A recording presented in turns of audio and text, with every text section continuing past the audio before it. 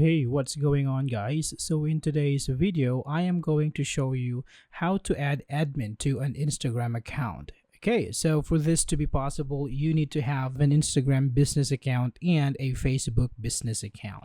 All right, so let's dive right into it. Now here in your dashboard, you can go ahead and click on settings. Okay, now once you're in here, you can click on add people at the top right corner. Now from here, you can type the email address of that person here, and you can click on admin access to grant admin access to this person. Now tap on next. Now in here, click on Instagram accounts and choose the person you want to have admin access to.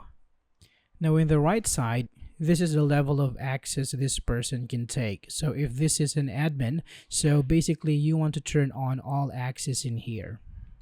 Now once you're done with this one, you can click on send invitations, and the person with the email address should receive the invitation and will be the admin in Instagram.